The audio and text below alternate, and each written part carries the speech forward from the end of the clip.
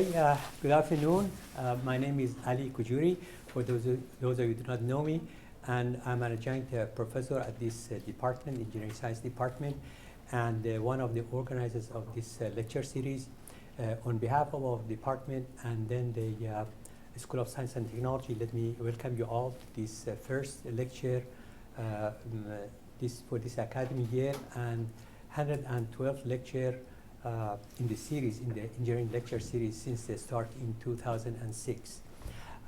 Let me thank Keysight Technologies for sponsoring this lecture series since the beginning.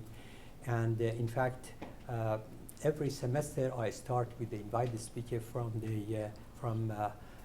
Keysight Technologies, formerly Agilent Technologies.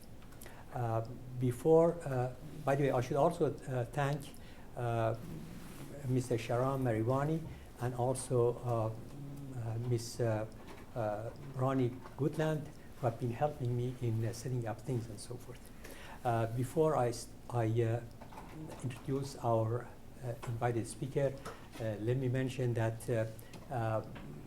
Ronnie has ordered pizza, which is going to arrive at 5:30, and I hope that the speaker would stay with us to enjoy the pizza as we all do.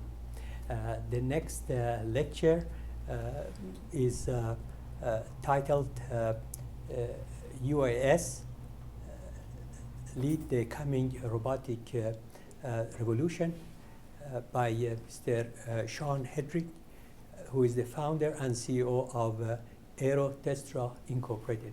By the way, who can tell me what the UAS is? Anybody? It is the unmanned aircraft system. Okay, so it's all going to be about the drone, and I've asked the speaker to tell us a lot about the, shall we say, the design aspects of the drone, which in fact I bet a lot of you are going to play with, soon as you make it. Anyhow, for the talk today, we have Mr. Roger Nichols, who is the 5G program manager at Keysight Technologies. Okay. Mr. Roger Nichols is the fifth generation manager for Keysight Technologies, formerly Agilent Technologies electronic measurement business. His nearly 30 years of experience in the wireless industry spans various roles in manufacturing and research and development, and crosses the evolution from analog cellular radio through the LTE and beyond. He has spent the last 12 years as the marketing director for Keysight's mobile broadband operation, responsible for delivering the wireless test sets and systems which are used in all major design and certification labs, as well as manufacturing facilities worldwide. So here is Mr. Nichols.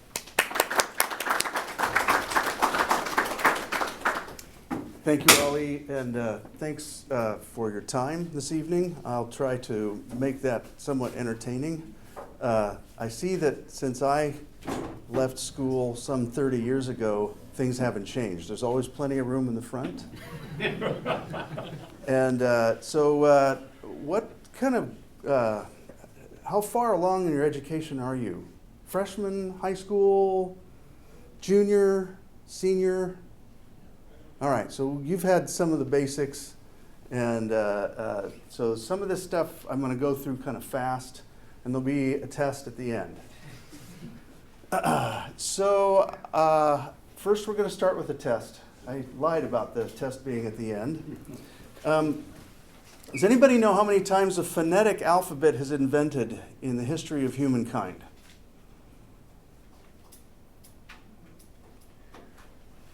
No answers. Nobody read Jared Diamond? I did. So once. Okay, the phonetic alphabet has been invented once only, best we can tell, sometime some 5,000 years ago in Egypt.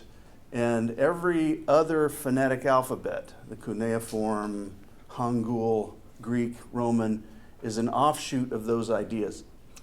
So, next question. By the way, you all failed the first question. Second, how many times has the printing press been invented in world's history? And I mean movable type. So there's an answer, 1, okay? Everyone's got 1. There's one that has 2, okay? The 2s have it. It's twice, right? The Chinese figured it out first. And the printing press did cause history to change pretty dramatically. I think most people know that. We are in the midst of a similar change now with the internet, and in particular the mobile internet, because right now a huge percentage of the world has access to all of the knowledge generated by humankind since the beginning of history. That's not always a good thing. Witness what happened after the printing press was invented. There was about 200 or 300 years of constant religious warfare. So it's good and it's not necessarily good. So how many generations of mobile wireless communications are there? This should be easier. It's much more recent history. I see a 5. I see a 5. Okay, I see a 4. Okay, in this case, the 4s have it. First one was analog voice. Does anybody remember that? Has anyone ever used one of those? You could hear the handover when you move between cells. Good stuff. Digital voice, which was a global standard, that was a big deal. The third one was mobile data, and now we are on a fully packet system, much like the way the wired internet works. So what about the 5th one? Well, I'm going to talk about that. But first, we're going to do a general cellular communications primer. Those of you who've been through classes on communication systems probably know these things, but I have to remind everybody this stuff, even where I work. Number 1, simultaneous talk and listen. This is where you don't have to push the press to talk button, and then when you let off, you say over. None of us do that on our mobile phones. Most of us don't even talk on our mobile phones anymore. The other is spatial frequency reuse. Now, that's not a new technology. That's actually been around for about 150 years, but it has been refined to a very high extent in reusing frequency based on hoping that my transmitter here cannot be heard a couple of miles away. Mobility. This is probably the area where most of the money is spent in cellular communications technology. It is easy to make a Wi-Fi system. When you put a Wi-Fi system in your house, it costs maybe $200. When you put a cellular system in Rohnert Park, it costs about $200 million. There's a difference there, and a lot of that is driven by mobility. Being able to handle vehicular velocities, particularly vehicles that are, going at each other at high speeds. Handover technology is extremely sophisticated. And then all of the other things that manage where you are, who's gonna get the money that you pay, all the roaming capabilities. Wi-Fi doesn't do any of that stuff. This is very, very difficult to do and costs a lot of money to invest. And then a big set of things we need to keep in mind in terms of approaching the communications channel. You're going to hear this a lot. You probably already have. There is a circuit switched channel and a packet switched channel. The circuit switch channel means that I have the circuit to you. And whether or not we're talking, that channel is reserved. Nobody else can use it. And that's the way that the landline phone system worked for many, many years. In fact, that's the way the cellular system worked for a long time. But with the advent of LTE in the 4th generation, we've now moved to a packet switch system. When the channel is dedicated between you and I, only when information is flowing. And as soon as the information stops, we give that channel up for somebody else to use. And that happens over the course of milliseconds in the LTE space because of the change in how data is being used. So we're going to talk about a little bit of a history lesson. I'll talk about a sample of enabling technologies. That discussion can go on for weeks, so I'll try to keep it brief because we do want the pizza to be warm when we eat it. And then I'll talk a little bit about the conclusions and where we think this stuff is headed. I will not give you a sample of all of the enabling technologies. So we'll first talk about a little history. We already spoke about mobile voice and 1G. Kind of hit the streets around 1983. I think I bought my first mobile phone in 1986. Then we had 2G, and 2G was a great thing. It was digital voice. We digitized the voice. It means you can be much more efficient in your use of the spectrum. But the real innovation here was a global standard. You could carry that device anywhere and it worked, as long as they had a GSM system. And that was not the case for any analog mobile systems. As soon as you stepped out of your country, it no longer worked. Then, the next major innovation was when 3G finally was faster than 2G. And it took a while because the first 3G systems were implemented earlier than 2006. But we finally had high-speed packet access in the 3G cellular that overcome the speeds that were accomplished by very advanced 2G systems that were offshoots of GSM. And then the last thing didn't have anything to do with cellular at all. The folks at Apple turned the industry on its ear. So first of all, they took all the portable music business away from Sony, and then they took all of the mobile phone business away from everybody else. Because right now they hold probably somewhere between 80 and 95% of all the profit in the business goes to that one company. Right? It's not sustainable. God knows what's going to happen next, but they've done very well. And they started by saying, hey, a mobile phone isn't a phone. People don't talk on it. A mobile phone is a handheld computer with a sexy browser. And the first one they released had 2G voice only and only a Wi-Fi system that allowed you to connect to data. Does anybody remember the first iPhone, right? It was awesome. Yeah. And compared to the one you carry around with you today, it did nothing. It was pathetic. But it was a huge innovation, a completely different perspective on what happens in this business. And I highlight that because in the cellular industry, technology is only part of what drives what we have to do. You have to think about business model, and you have to think about policy as well. So then we're going to get to 5G, the perception of infinite capacity anywhere. This is a model I won't spend a whole lot of time on. This will be on the test. The point I want to show here is that there have been multiple standards and subsets of standards that have evolved over the years. And the 1G stuff isn't even up here because that list is even longer. And things have evolved kind of on two sides of the fence. One, there's been a lot of cellular stuff focused on mobility. That's all on the left side. And then on the right side, we have Wi-Fi that started out with, believe it or not, 802.11b. And the second thing was 802.11a. I don't know why they did it that way. It could be one of those alphabet things. But that has evolved over time and has become much more sophisticated. Both of these things have mostly been driven towards either improving spectral efficiency or allowing for higher capacity and faster data rates. What we're seeing now is a much better convergence of these two technologies in the industry. There's still a lot of bickering going on, but the Wi-Fi area arose out of the computing industry, and the cell phone industry really arose out of the radio industry, and they think differently. And you go wander around and talk to these people, they think differently. And the one place where they're trying to think the same are places like Intel, who's investing very heavily in both technologies, and companies like Qualcomm, who just said, to heck with it, we're just going to buy a Theros, and now we're in the Wi-Fi business as well. So, there's another quiz. And this isn't even the end of the presentation yet. So let's talk about the numbers. This is to help you understand the drivers of why we need to go from 4G to 5G. So how many mobile subscriptions exist in the world today? And this is multiple choice. It's a little bit easier. You have a better chance of getting it right. B, C, D. I've heard them all. I heard more B's than anything.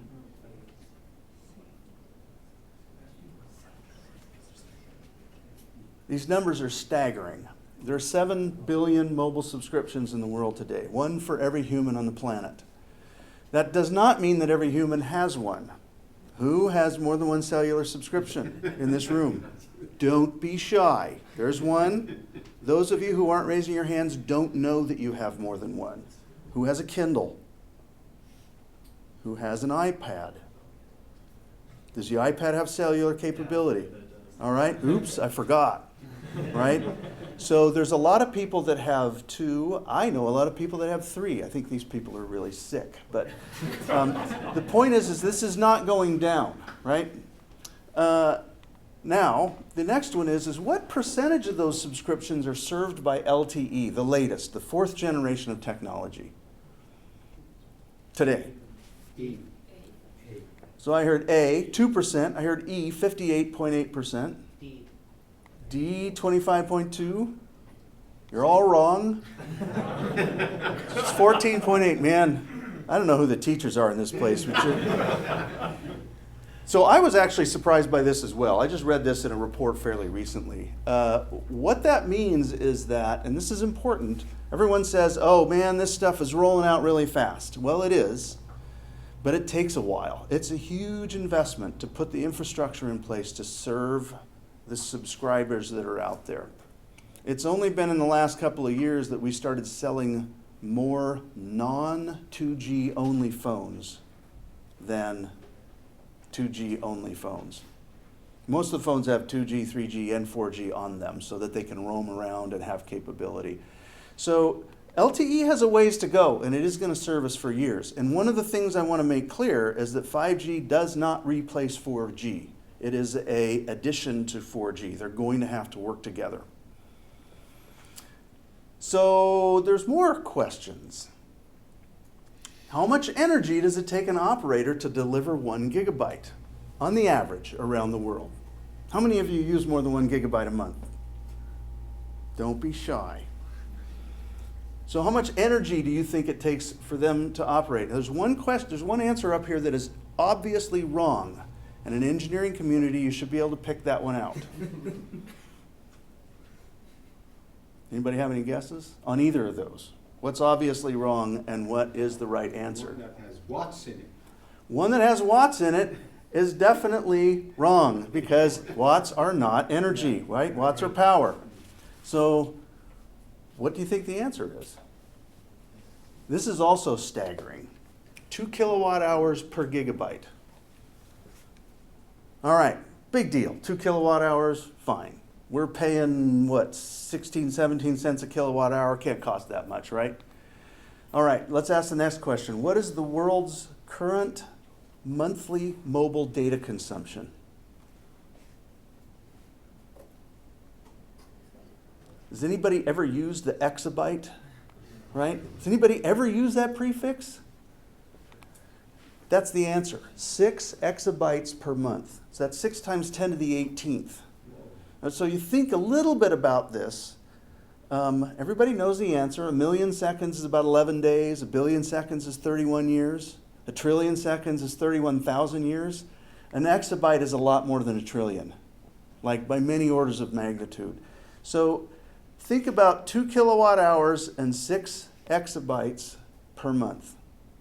So it is clear to me, after doing this, that the story that the mobile communications industry consumes about 2% of the world's generated power is probably about right.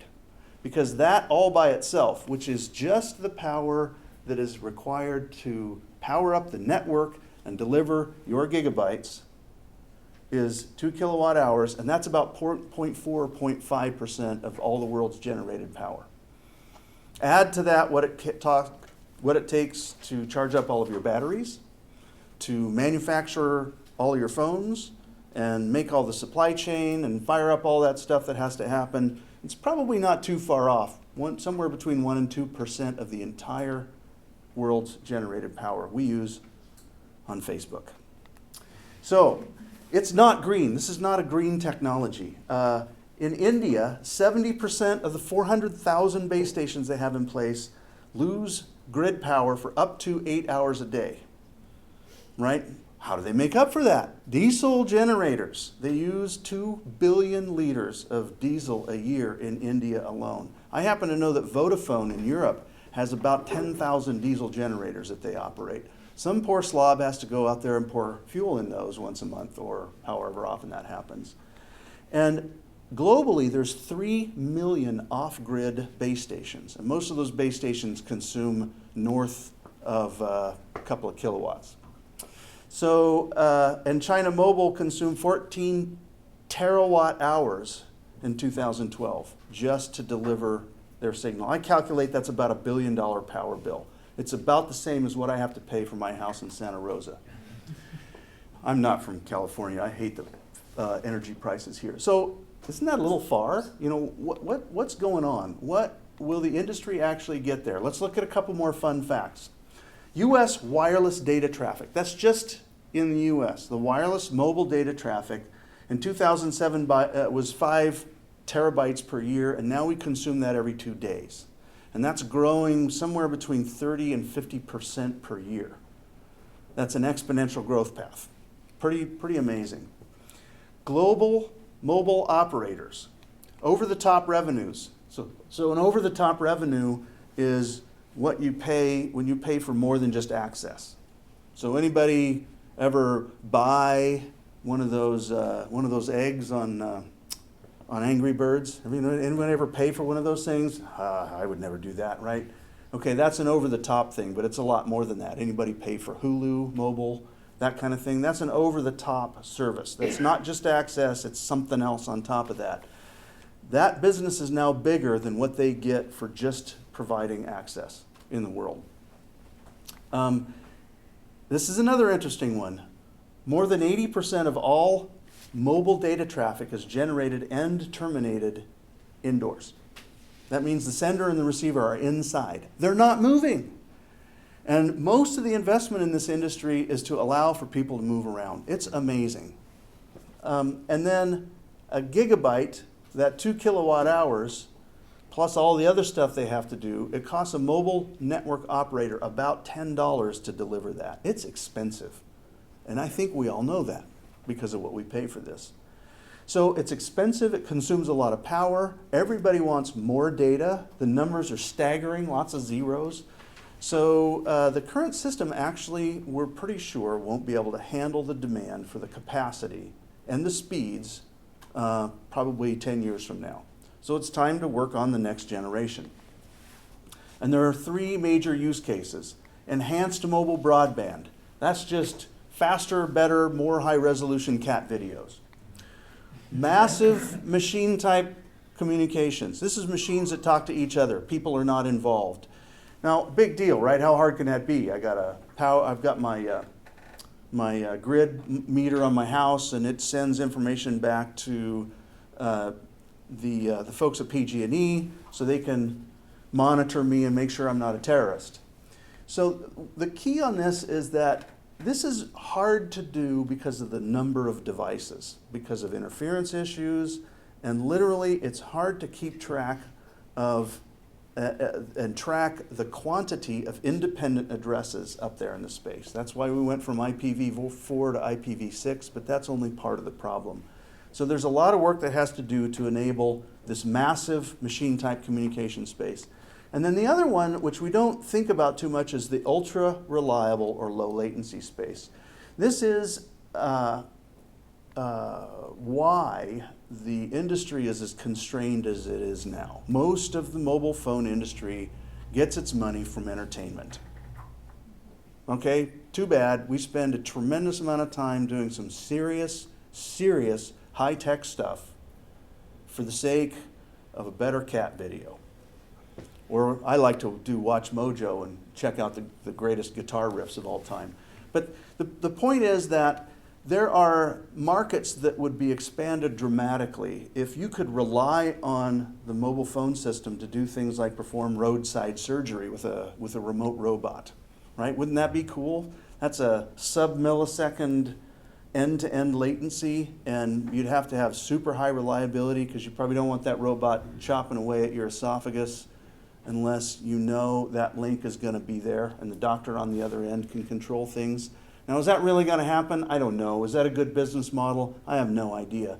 The point is that this is an area that will expand the businesses dramatically. But inventing a system that has super low latency is really hard. It's a very, very challenging thing, plus the high reliability space.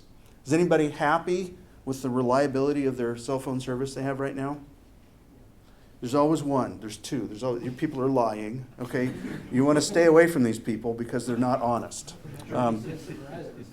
Be careful. Yeah, just beware. No, I'm giving you a hard time. The point is, there's always a couple of folks that raise their hand, but for the most part, we want it faster. We want it more reliable. I sure wish I could get it more reliable, and that's what's driving this need.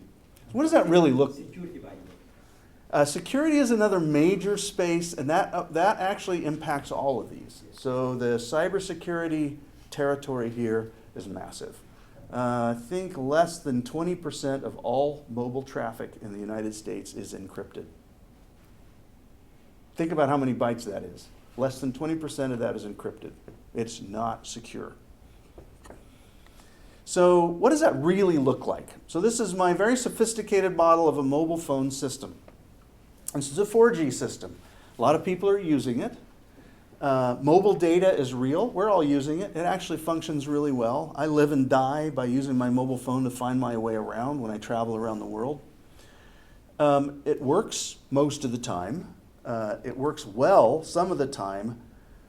One of the problems is that Wi-Fi, we use it, but it's not well integrated to the system. You have to think about whether or not you're on a Wi-Fi system. And we're going to get to a point where you don't care.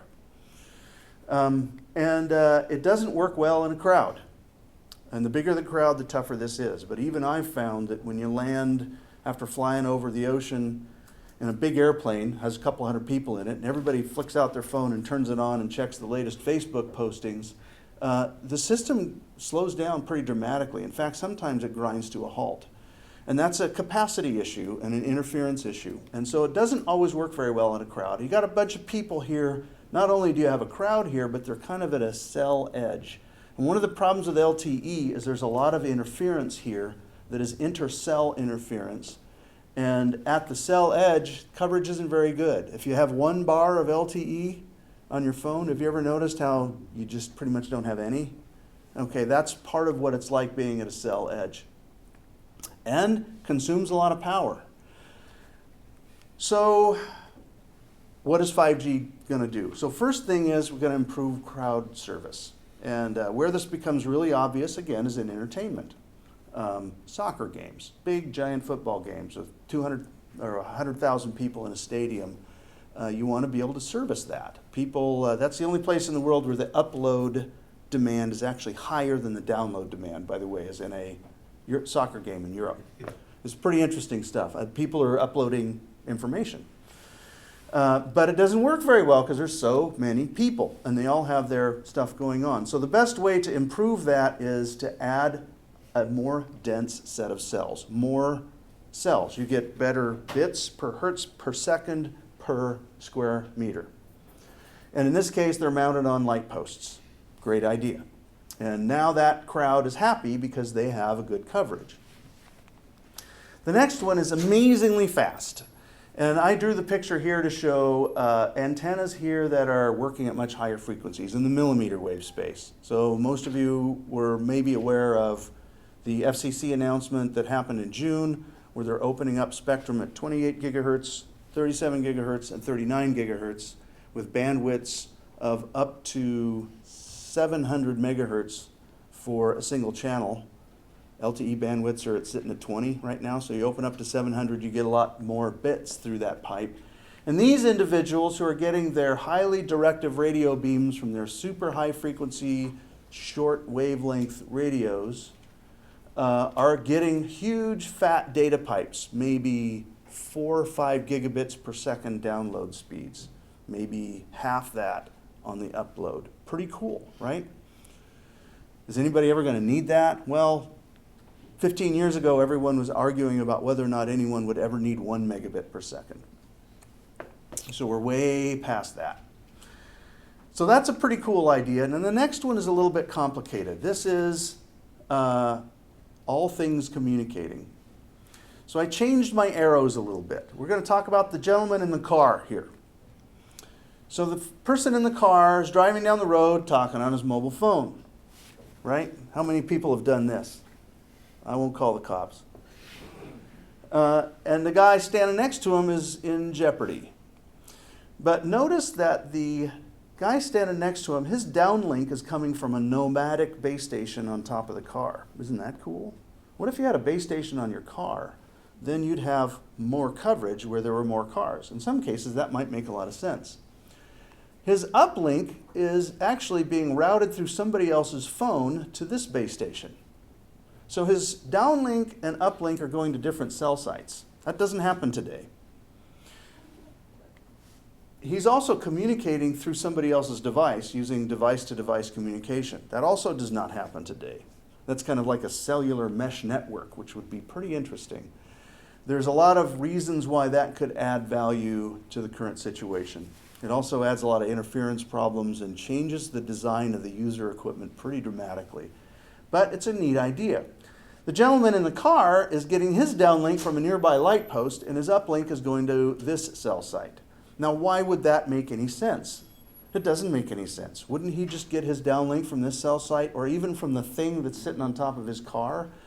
Well, the heuristics for deciding where your device is hooked, which cell site your device is associated with, are based today exclusively on the downlink signal-to-noise ratio. Is that the most energy efficient way to manage the downlink? I don't know. Maybe it is, maybe it isn't. It might be more efficient if he has his downlink coming from a different place. Is it going to manage service in a crowd the best way? Maybe not. So the heuristics for association of a device to a cell site are going to change pretty dramatically. And in this case, we have very crazy things going on that are very different than the way the system works today. In addition to that, what you don't see are, let's have all of the control of the mobile connection be managed by this base station, and all of the data be managed by these little guys. That way, one big base station can manage a lot of control, which is hungry in terms of latency issues, but it's not hungry in terms of data capacity. And another base station, which may have a much fatter backhaul link back to the switch, can handle the data demand. So that's what you call splitting the user plane and the control plane. And that's another way to redesign the network to manage the system better, to provide better service in a crowd, everything communicating much, much faster, all that kind of thing. And what we just talked about were some dramatic changes to the network. So we're not going to be able to use the network it currently uses with a somewhat primitive switching system and a competing gateway. It's got to change. So the other things that are going on are work to turn this network not into a bunch of custom high-performance hardware, but actually general-purpose servers, and the base station control is all being done with software entities running on computers. Because the computers are now fast enough and the software is efficient enough that can be done. Not only that, you can reconfigure the network on the fly. So that when this crowd dissipates, because they typically do, we hope, you don't need to have energy going to these cell sites anymore. You can redirect network resources to another place in the network. And that is called Centralized Radio Access Network, or Cloud RAN, or Network Functions Virtualization as you expand it into the radio access network. So the next generation isn't just an air interface. It isn't just a new iPhone. It is a complete overhaul of the way the cellular network operates. Pretty big changes that cross just about everything that goes on. So we're going to talk about some of the enabling technologies here. And there's a bunch of them. And I won't talk about all of them because, and I can, by the way, but I was only given an hour. I can't talk about them in detail because I don't understand them that well, but I can talk about anything for a long time. There's work we have to do to understand the channel model, the new radio access technology, massive MIMO, even LTE evolution that is being standardized right now, which is baby steps towards 5G. I talked about these new network capabilities. There's a bunch of enabling technologies that are being worked on right now. Some of them are going to become manifest sooner than others. But let's talk about just a few. First is millimeter wave. So today, what's the highest frequency, the highest carrier frequency that's used in cellular communications? Anybody know? It's about 2,500 megahertz. There are specifications that go all the way up to 3,800 megahertz, but I don't know that anybody's actually using that spectrum yet. So that's the carrier frequency, and the bandwidths are 20 megahertz at the most for LTE. Now they're starting to aggregate carriers, and there are specs now for 5 aggregated carriers. That's 100 megahertz of bandwidth. That's not bad. Pizza's here. I guess the talk is over. You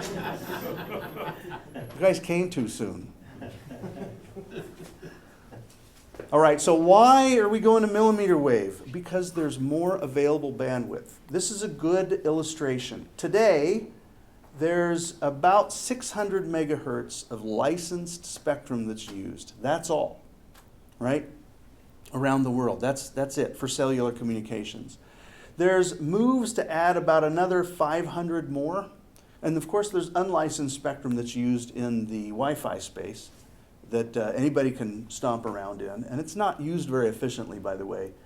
But if you just open up the unlicensed spectrum at 60 gigahertz, see how much bigger that is? And the FCC announcement in June, this is an old slide, doubled that. So that bar gets a lot longer. And in fact, other candidate millimeter wave bands are 1 to 2 gigahertz apiece. The other ones that are being, that the FCC announced and that are being considered for other countries. So those of you who've taken communication systems know about Shannon theory. The capacity of a channel is equal to the bandwidth times a relationship associated with signal-to-noise ratio.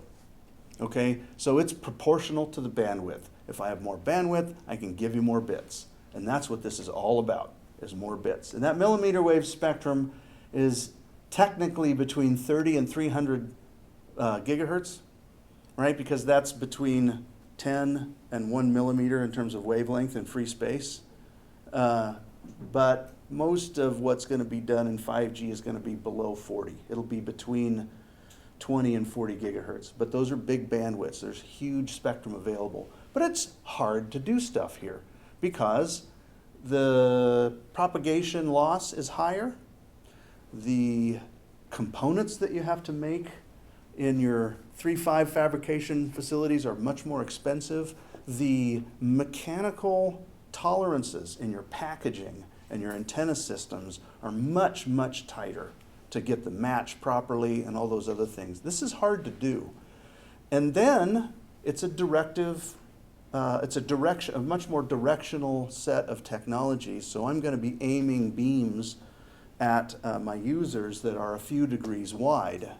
Well, if that's the case, and I have a millimeter wave system, and that's me, and I'm communicating to this gentleman right here, you're not going to see that signal. What if you want to see that signal? How do I know you're even there?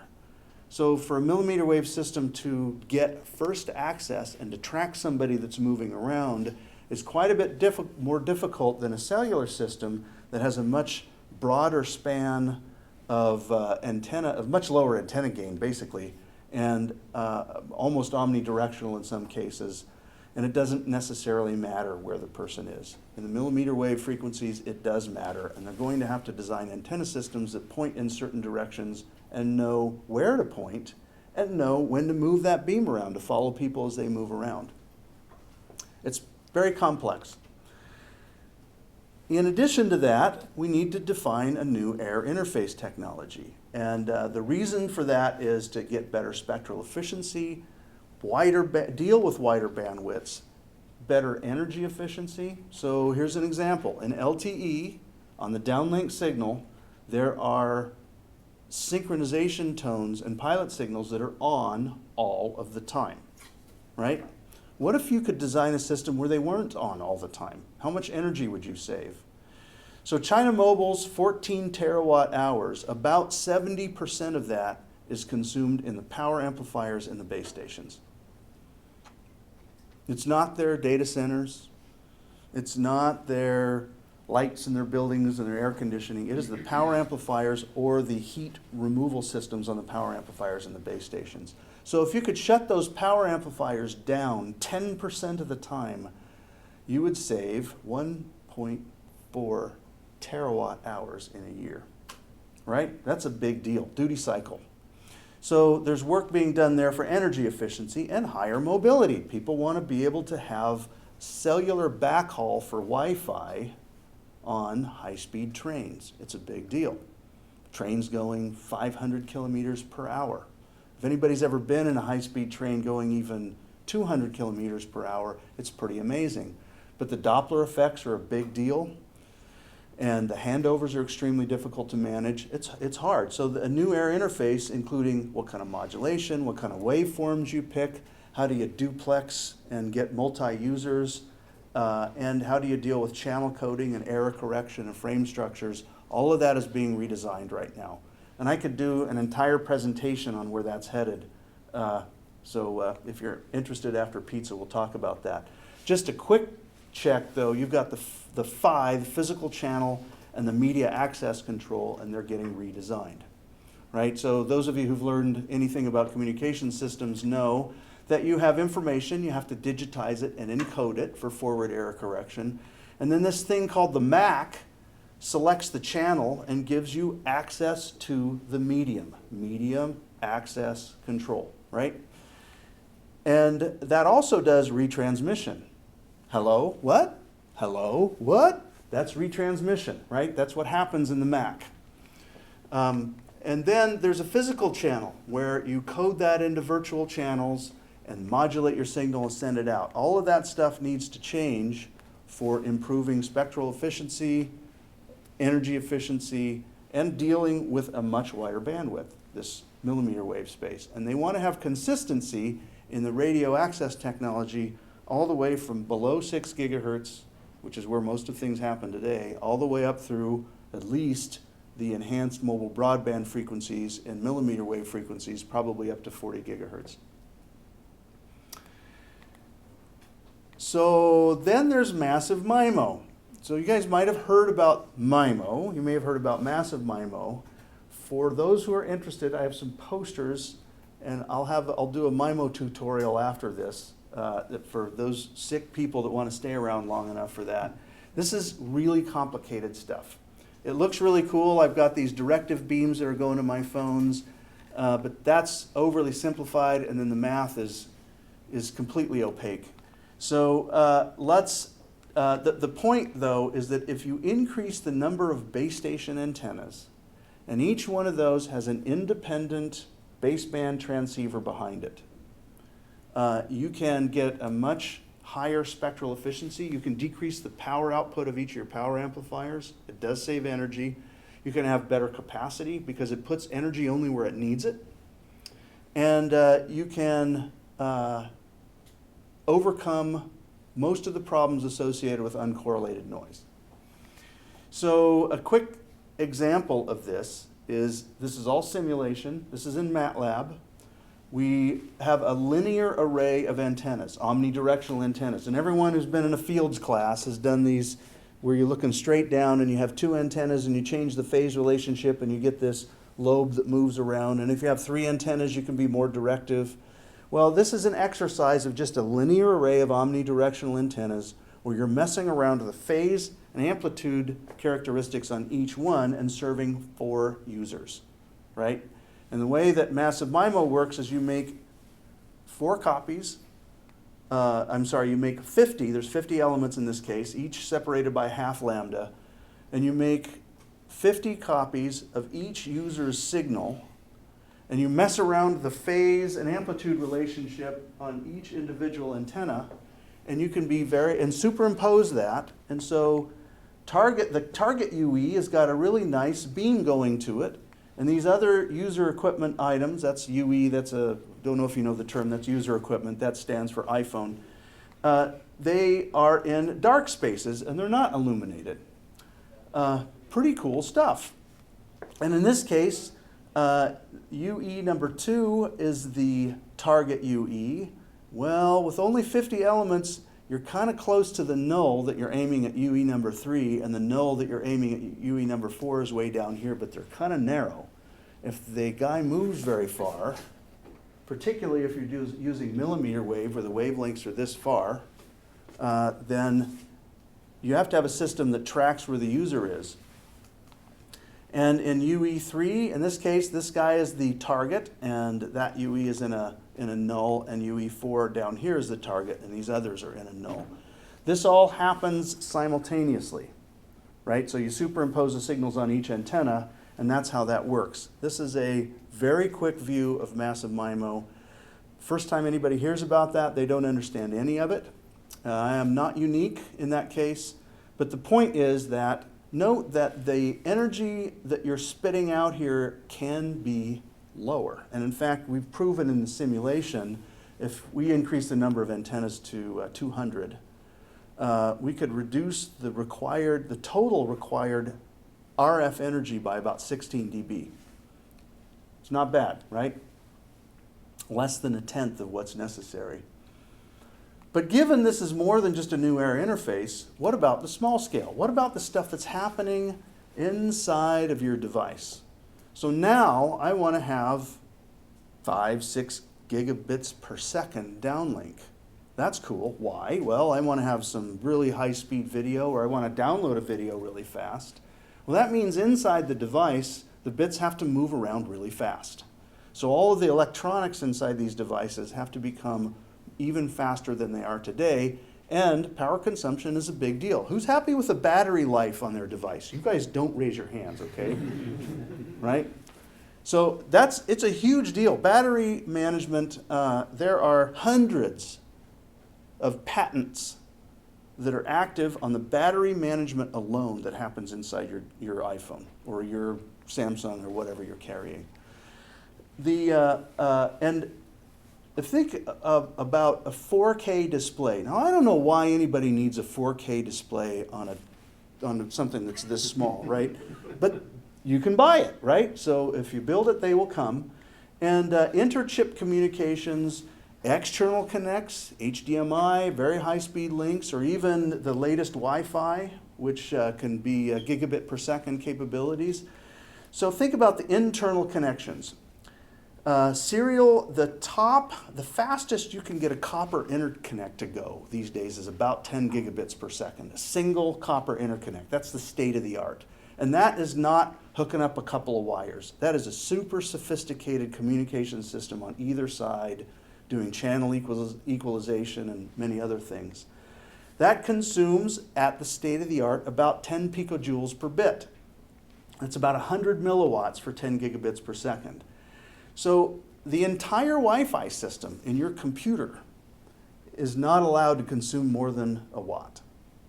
So 1/10 of that is just moving bits around. That's not the radio transmitter, that's not the receiver, that's not all the other overhead. It's going to consume a lot of energy moving stuff around. So all the work that needs to be done for better, faster, more precise, lower latency isn't just in the air interface, it's also in the devices you're carrying around. And there'll be 5G devices, it'll be phones and computers and coffee cups and dog collars and God knows what else. So when is this all going to happen? Very busy slide here, I'll call out just a couple of things. People are aiming at commercialization starting in 2020. Verizon will tell you that they will commercialize 5G in 2018. And what they're going to do is put in a very fast, fixed wireless 28 gigahertz radio system. Now that's fixed, and it's mostly going to be last mile communications. I think, personally, they're going to go head to head with Comcast. Who likes their Comcast service? Nobody should raise their hand, right? Hope nobody is here from Comcast. But the point is that it's a very frustrating thing. Comcast has a monopoly. They can pretty much do whatever they want, and when you have the case, you manage your business very carefully, and they do, right? And if you're angry, it's okay, because they got you. But there's other possibilities, and I think Verizon is going to go down this path. among other things. But it's a fixed wireless system. So mobility and millimeter wave is going to be pretty tough. I don't think that's going to happen until maybe 2022. But there are other technologies like massive MIMO and a few other things that will become manifest in 2020 with a showcase at the Olympics, the Winter Olympics in Korea, winter of 2018. They're going to show a mobile 28 gigahertz system and working very hard on that. And then later on, the next Summer Olympics in Japan in the summer of 2020, there will be a major showcase there that at least Docomo and probably KDDI and SoftBank will be showing off. A lot of work has already happened. Right now, the standards bodies are working full blast on 5G stuff. That started about in March, and it's just ramping up more and more. And but in 2020, nobody's gonna turn a switch, and you'll have everybody, poof, now you have 5G. It rolls out slowly, it takes time. 15% of our 7 billion subscriptions, are covered by LTE today. And the first commercial LTE system was in the late 2009. So it's going to take some time, and it's going to be exciting to watch it happen because so many things are going on. So let's talk a little bit about what I have to do. We make test equipment and software for simulation. And what's exciting for me in this space is that 5G touches almost everything we do. We do high-speed digital, we do a lot of radio stuff, and we do simulation, we do antenna test, and you can see how all of these demands in the 5G space versus what we measure, there's a lot of check marks in the boxes. And so that's cool. That means there's a great opportunity. What that also means is that pretty much no matter what you're studying, should you decide to go into the communications industry, there's a lot of opportunity. And we'll talk a little bit about that opportunity. I think I missed one test that I had. What's Verizon's quarterly operating revenue? Not revenue, sorry, their operating income on average. Verizon, one company in the world. Does anybody know? It's about the same as their free cash flow as well. $7 billion. My company sells less than $3 billion of stuff a year. Verizon's profit is $7 billion a quarter. Apple's profit is about $14 billion a quarter. Profit, cash in your hand, right? There is a lot of money in this business. So if you want to go out and make a living in this space, there's a lot of opportunity. It's kind of hectic. It's frantic. It moves really fast. But to me, that's kind of fun, and it has been forever. I'm only 26 years old, so it's maybe aged me pretty fast.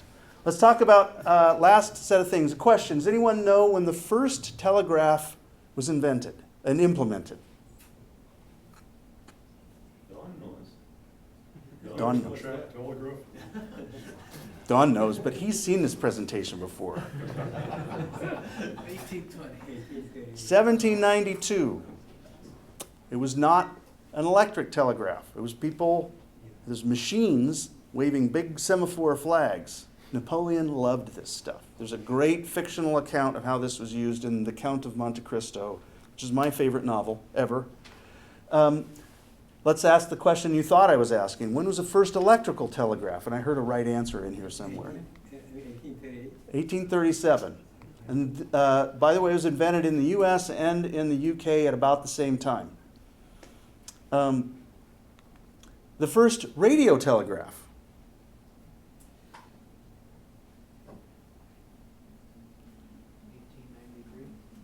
If you don't know your own history, you're bound to repeat it. Who said that? American historian, Santayana. Got to remember this stuff. Mr. Marconi, 1897, a little bit later.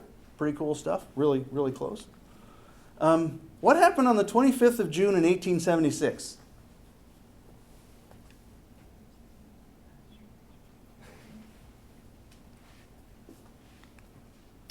George Custer died at the hands of Crazy Horse and like a lot more Native Americans than there were U.S. cavalry.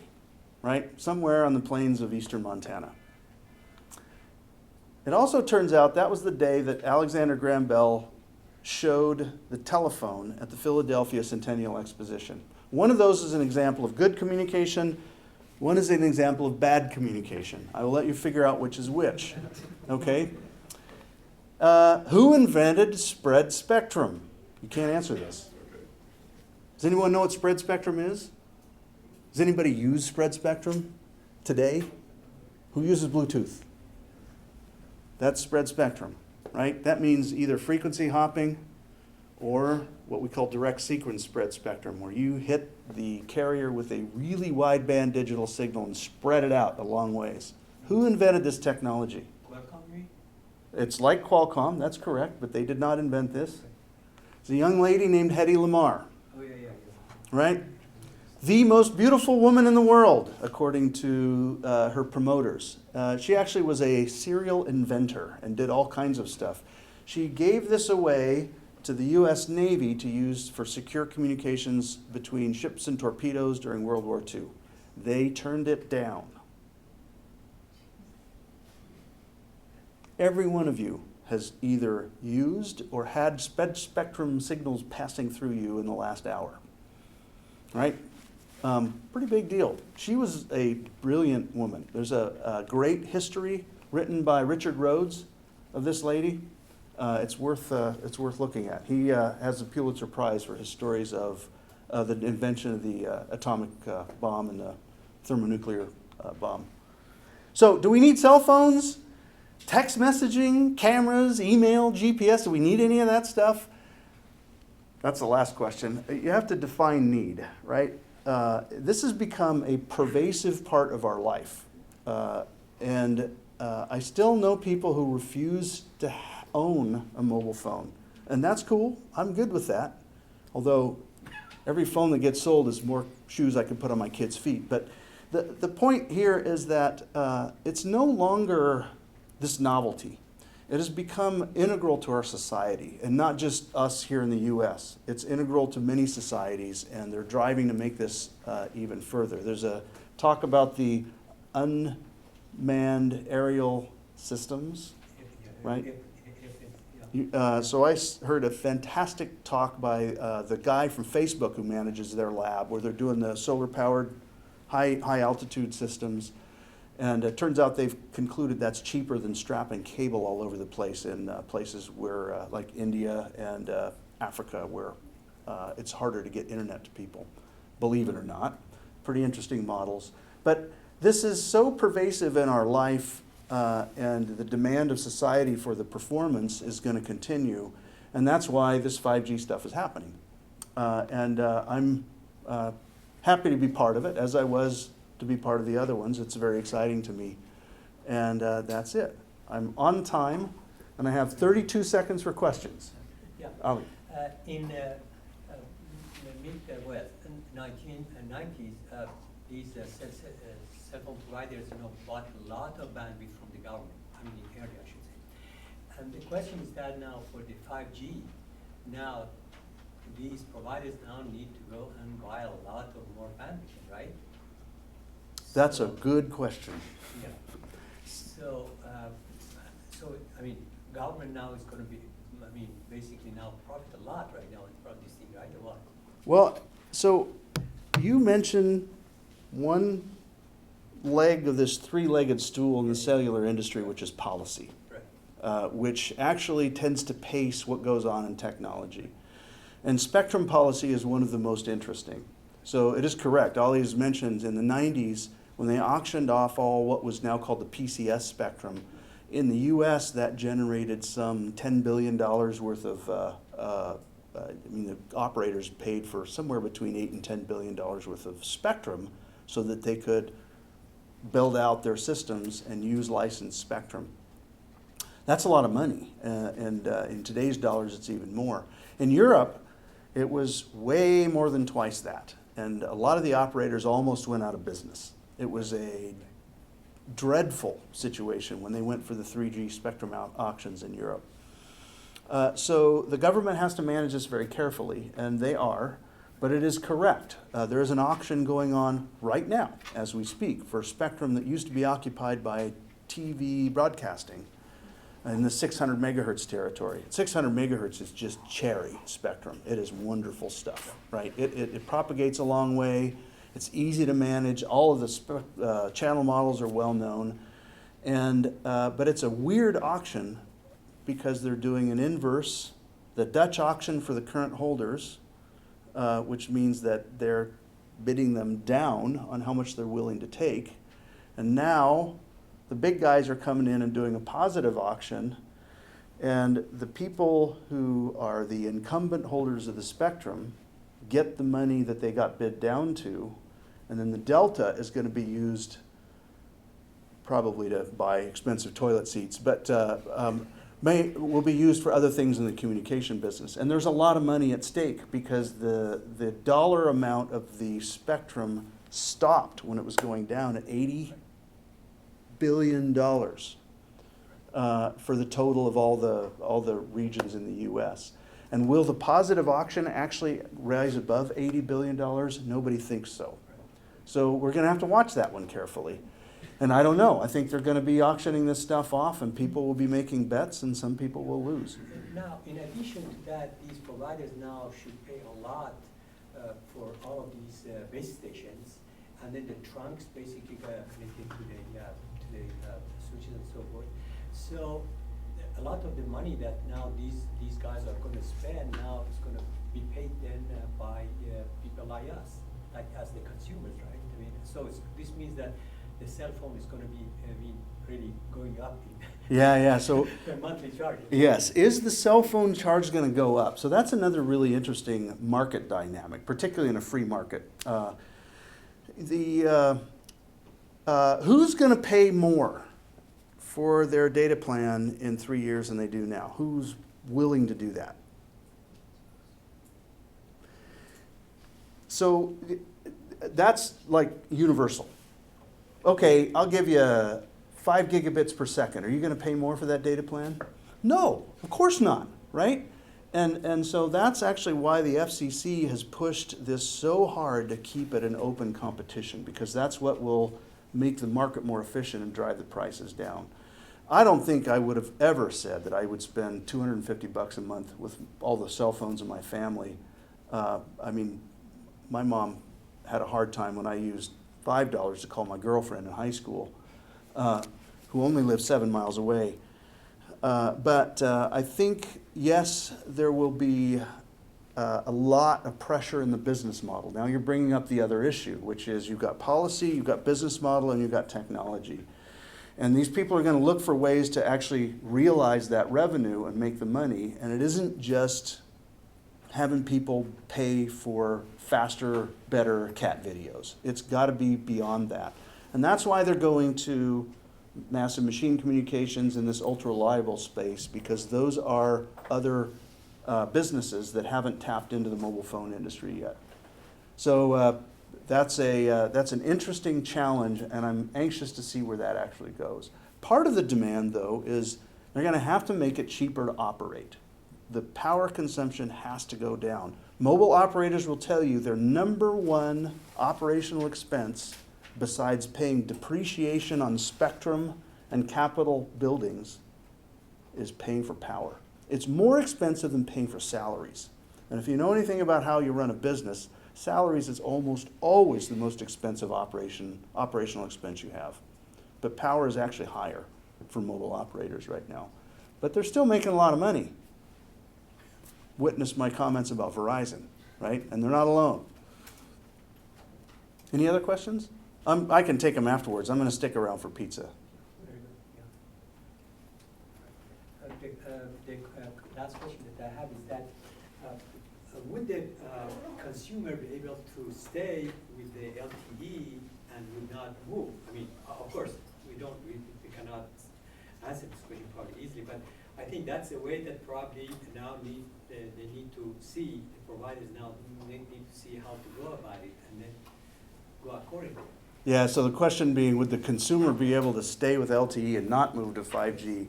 And I don't know if that will work out as a business model or not, because as I said, 5G is is going to augment LTE. And because it's way too expensive to just dismantle that LTE stuff that everyone's invested in and replace it with this new magical thing called 5G. So it's a good question. I think the way it will be managed has more to do with the service you're willing to pay for. And given a software-driven system, it will be much easier for them to say, okay, Ollie only wants, this part of the service and is going to pay for that. That's great. I'm going to capitalize on that. And that's what you're going to pay for.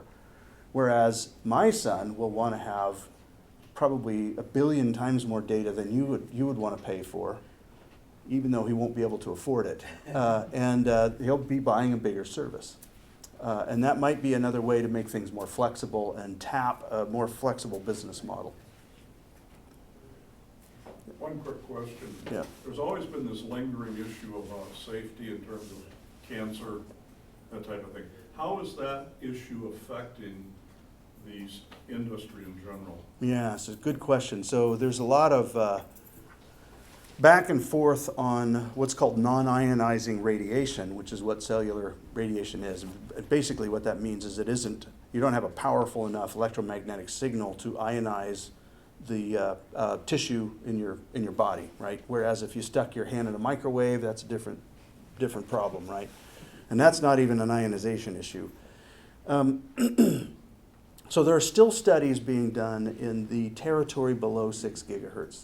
And there are standards that have been established for what's called absorption, so SAR standards, specific absorption and radiation, where every device is actually tested and has to pass a conformance test where the new device is bizarre test systems, which is a chamber full of gel that behaves like human tissue, and they put the phone or something they call a phantom, which is a human-shaped head with a material that has about the same electromagnetic properties of a human head, and they'll actually put the phone right next to it and measure the propagation of that signal into the human brain and whatever else.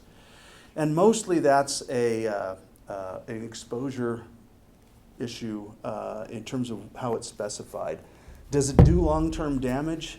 That is still a question that is unresolved. I know people that will swear it does not. And I know people that will sit there and say, well, I'm not sure. And I know people that stamp their foot and say it's driving us all crazy. Is there any issue about higher frequencies being more detrimental? Yeah, so it's a good question. Is there an issue with higher frequencies more detrimental? Particularly in the millimeter wave space. So that is a territory that is actually getting a lot of study right now. And the biggest issue with millimeter wave is that the lower frequencies, most of which around here are either 800 or 1900 megahertz. There's others that are being used. Those go all the way through your skin. They propagate pretty well through human tissue. There's a loss, but it penetrates pretty deep. Millimeter waves don't. They don't penetrate deep at all. Probably only into the dermis and maybe only into the epidermis, based on the studies I've read. So then it becomes a heating issue. And am I going to be heated up by a millimeter wave transmitter up there where that projector is? Not unless that thing costs the government $1 billion to get that much power out of it. But because it's a highly directional wave, and I have this device, and it will have a phased array antenna on it that tries to focus that millimeter wave, is it possible that I would have localized heating that could be a problem? Maybe. And that's work that they're spending a lot of time on to figure out. Because it's non-ionizing, and because the power levels are relatively low, even the effective isotropic radiated powers are relatively low, I don't think there's a lot of worries out there, but there's also a lack of research. There's some pretty old stuff that I read recently, but there is definitely a tension there. Somebody posted on a blog that I wrote that millimeter wave was definitely more dangerous than a microwave oven. Okay, that's like saying that water is more dangerous than rocks. Well, it just depends, right? You can drown in water and someone can bang you over the head with a rock. Really, it depends a lot more on how much power, how focused it is, how long is your exposure, you just can't say one is more than the other, right? So, but there is research going on in this space, and what's even more interesting is another major area in millimeter wave research is in medical imaging technology. And the reason why they want to do that is that it is non-ionizing, unlike X-rays. And like CAT scans and that kind of thing, the X-ray exposure you get is tremendously high. It's very effective, but it's pretty intense, and it is ionizing radiation. And so millimeter waves is actually thought to be a cheaper and potentially safer way to manage this stuff. And so I know a lot of universities that are doing research in that space. Good. Thank you. Yeah. All right, now it's now Pizza's cold. 20 minutes to 6 o'clock. I would like to thank Mr. Nichols for giving us such an excellent talk. I really learned a lot, and I bet you have helped and the same thing. So let's just give him a hand there.